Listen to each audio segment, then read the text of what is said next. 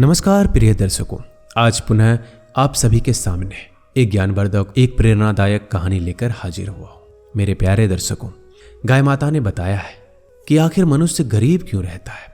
आज की इस कहानी में गाय माता ने मनुष्य को गरीब होने का 3 कारण बताया है और ये कारण आज के कलयुग के समय में बिल्कुल सत्य है।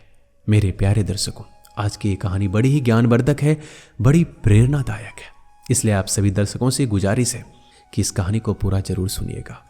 इस कहानी के सुनने के बाद कोई भी मनुष्य गरीब नहीं रहेगा, परंतु दर्शकों, सबसे पहले आप लोगों को इस कहानी को पूरा सुनना है। कहा जाता है कि गाय को मनुष्य के कल्याण के लिए माना गया है। कहा गया है कि जब देवता और असुरों के बीच में समुद्र मंथन किया गया था तो उस समय कई रत्न उत्पन्न हुए थे। उन्हीं में से एक रत्न गाय माता भी बताई जाती है।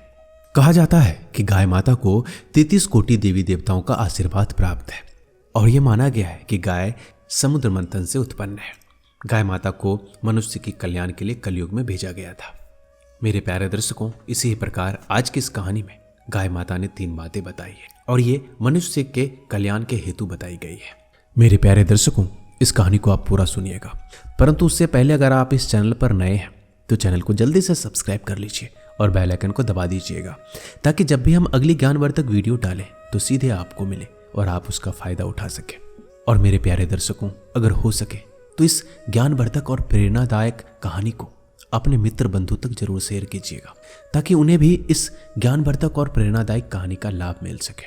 तो आप सभी का ज्यादा समय विलंब ना करते हुए आज की कहानी शुरू करते हैं। जय श्री कृष्णा। मित्रों, प्राचीन समय की बात है। एक छोटी सी नगर में एक किसान अपनी पत्नी के साथ रहता था। किसान के घर की स्थिति बहुत खराब थी। किसान बहुत गरीब था। मेरे दर्शकों, किसान की पत्नी को एक छोटी नवजात शिशु की प्राप्ति हुई थी, एक पुत्र की प्राप्ति हुई थी। और जिस समय किसान को पुत्र की प्राप्ति हुई, किसान बहुत प्रसन्न हुआ, बहुत खुश हुआ। पुत्र प्राप्ति की वजह से उसके घर में खुशहाली आ गई। धीरे धीरे किसान का वो छोटा नवजात शिशु बड़ा हो जाता है और उसे अधिक दूध की आवश्यकता होती है। और किसान के घर में ऐसा कोई पशु नहीं था जिसकी वजह से किसान उस पशु का दूध निकालकर अपने बेटे को पिला सके। इस बात को लेकर किसान सोचता है और एक मित्र को आकर बताता है कि हमारे इस नगर से कुछ मीलों दूर एक वन में एक ऋषि रहते हैं। उनके पास एक बहुत ही सुंदर गाय है। अगर आप उस गाय को साधु से मांग कर ले आते हैं तो आप अपने पुत्र को दूध पिला सकते हैं। प्रिय दर्शकों, जैसे उस किसान का मित्र ये बात किसान से कहता है तो किसान दूसरे ही दिन सुबह के समय अपने घर से उस नगर से मीलों दूर वन की ओर जाने लगता है और चलते चलते शाम हो जाती है। वह किसान ऋषि के पास पहुंचता है और ऋषि मुनि के पास जाकर प्रणाम करता है और प्रणाम करने के बाद ऋषि से कहता है कि महर्षि, मैं इस वन से मीलों दूर एक नगर से आया हूं और मैं अपने पुत्र के लिए एक गाय लेने आया हूं, क्योंकि मेरा जो पुत्र है अभी बहुत छोटा है और उसे दूध की बहुत आवश्यकता है।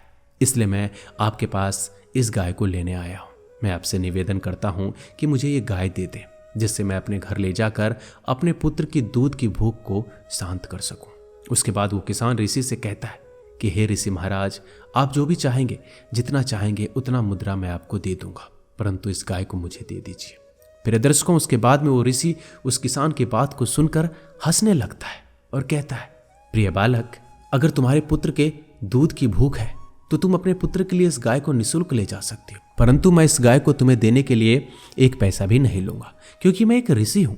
एक ऋषि और एक साधु को, वनवास काटने वाले इंसान को धन की क्या आवश्यकता है, इसलिए तुम इस गाय को निःशुल्क ले जा सकते हो, परंतु इस गाय को ले जाने से पहले मेरी कुछ शर्तें हैं। उन शर्तों को तुम्हें मानना होगा। तो दर्शकों, उसके बाद में वो ऋषि उस किसान से कहने लगता है कि जिस घर में ये गाय माता जाती है उस घर में हमेशा सुख, समृद्धि और लक्ष्मी और वैभव और समृद्धि गाय के पीछे पीछे जाती है, क्योंकि गाय को 33 कोटि देवी देवताओं का आशीर्वाद है। और इसी कारणवश जिस घर में ये गाय माता जाती है उस घर में सुख समृद्धि भी साथ में जाती है। इसलिए तुम हमेशा इस गाय को इसकी भूख के उपरांत भोजन, चारा और पानी और इसके रहने और बैठने की व्यवस्था समय समय पर और ठीक ठाक रखना। मेरे प्यारे दर्शकों, उसके बाद में वो ऋषि उससे कहता है, क्योंकि जिस घर में गाय माता जाती है उस घर में गाय के पीछे पीछे रिद्धि सिद्धि के दाता और भाग्य का विधाता जाता है, यानी कि स्वयं माता लक्ष्मी के मानस पुत्र भगवान श्री कृष्ण भी जाते हैं। इसलिए तुम इस गाय को रोज सुबह उठते ही एक रोटी अवश्य खिलाना। अगर तुम इस गाय को रोज सुबह उठते ही रोटी खिला दोगे तो उससे भगवान श्री गणेश तुमसे प्रसन्न हो जाएंगे और तुम्हारे घर में कभी भी धन की कमी नहीं होगी और तुम्हारा दुर्भाग्य समाप्त हो जाएगा। तुम्हारे सौभाग्य की प्राप्ति होगी।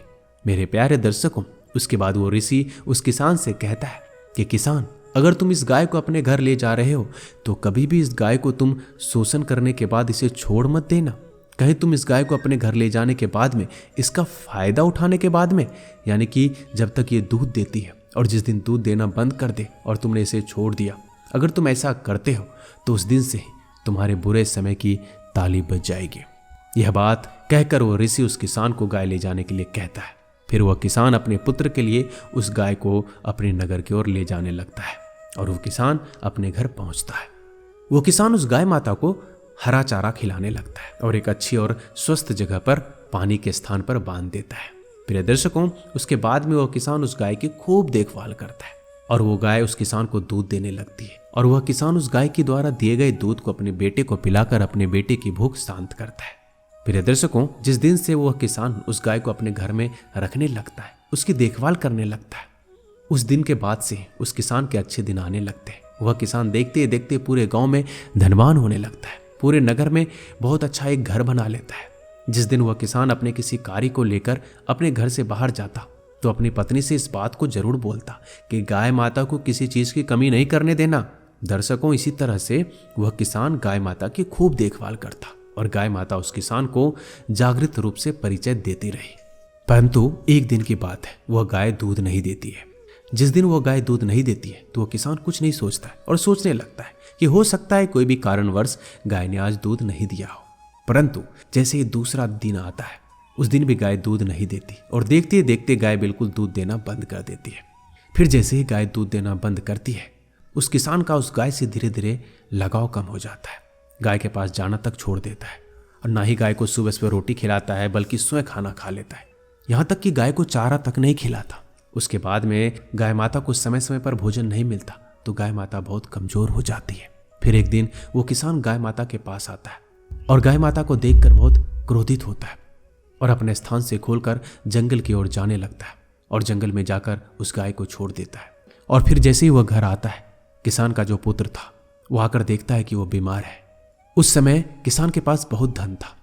उस समय किसान अपने पुत्र को एक अच्छे वैद्य के पास लेकर जाता है और वैद्य से कहता है कि मेरे पुत्र का स्वास्थ्य बहुत खराब हो चुका है वैद्य महाराज, आप चाहो जितना धन ले लो, मगर मेरे पुत्र को कुछ नहीं होना चाहिए। जो किसान का पुत्र था उसकी हालत बहुत ही ज्यादा खराब हो जाती है। मेरे प्यारे दर्शकों, किसान के पास जितना सारा भी धन था वो उसके पुत्र के इलाज में लग जाता है। उसके बाद भी उसके पुत्र की स्वास्थ्य में कोई सुधार नहीं आता है। फिर अंत में वेद और धन के बारे में बोलता है। फिर और धन की जरूरत पड़ती है तो किसान अपने द्वारा बनाए गए उस घर को भी बेच देता है और अपने पुत्र के इलाज में लगा देता है। इसके बाद वो किसान पूरी तरह से बर्बाद हो जाता है, कंगाल हो जाता है। फिर उसका पुत्र ठीक हो जाता है। वह किसान अपने पुत्र को लेकर अपने नगर की ओर जाता है। उसके पास कोई घर नहीं होता है, न ही कोई धन होता है। वो किसान पूरी तरह कंगाल हो जाता है।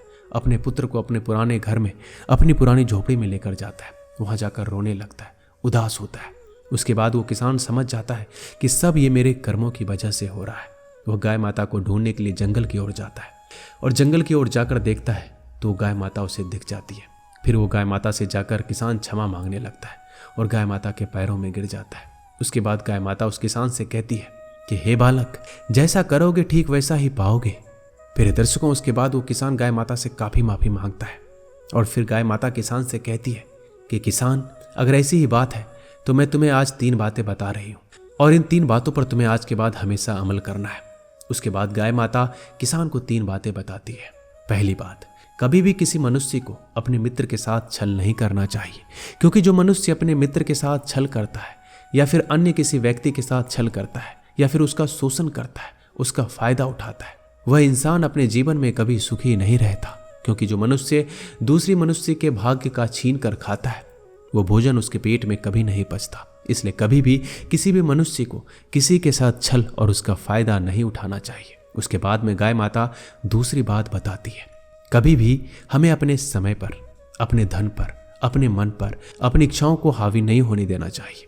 क्योंकि जो मनुष्य अपने समय पर, अपने धन पर, अपने आप पर गर्व करता है, वो मनुष्य जीवन में हमेशा कहीं ना कहीं अवश्य ठोकर खाता है। क्योंकि प्रिय दर्शकों, हर मनुष्य का समय एक जैसा नहीं होता। क्योंकि देखा जाए तो पहाड़ों और जंगलों में एक पत्ता होता है और पत्ता कभी पत्थर के नीचे होता है तो कभी पत्थर पत्ते के ऊपर होता है। ठीक इसी प्रकार समय एक ऐसी घड़ी है जो किसी का समय बदलने में देर नहीं लगाती। इसलिए कभी भी किसी मनुष्य को अपने समय पर, धन पर, अपने मन पर गर्व नहीं करना चाहिए। इसके बाद में गाय माता तीसरी बात बताती है कि कभी भी किसी मनुष्य को अपने घर के मामले में अन्य लोगों से राय नहीं लेनी चाहिए, क्योंकि प्रिय दर्शकों कहा जाता है अगर हमारे घर में लड़ाई झगड़ा हो और अगर हम उस झगड़े के बारे में हमारे पड़ोसी या अन्य लोगों से किसी भी चीज़ के बारे में राय ले रहे हैं तो वो लोग हमेशा काम को बिगाड़ने के बारे में ही सोचते हैं। इसलिए कभी भी अपने किसी कार्य के लिए अन्य लोगों से नहीं पूछना चाहिए। साथ ही अपने घर की बातों को अन्य लोगों को नहीं बताना चाहिए। प्रिय दर्शकों, ये 3 बातें गाय माता उस किसान को बताती है और किसान फिर से उसी समय गाय माता को अपने घर की ओर लेके जाता है और गाय माता की बहुत सेवा करता है। गाय माता की बताई उन 3 बातों पर अमल करता है और देखते ही देखते वो किसान फिर से धनी होने लगता है। उसका अच्छा समय आ जाता है। प्रिय दर्शकों, हम उम्मीद करते हैं कि आप लोगों ने इस कहानी से बहुत कुछ सीखा होगा और आप अपने जिंदगी में उस पर जरूर अमल करेंगे। मिलते हैं एक नई ज्ञानवर्धक कहानी के साथ। तब तक के लिए अपना ध्यान रखिएगा। धन्यवाद। जय श्री कृष्णा।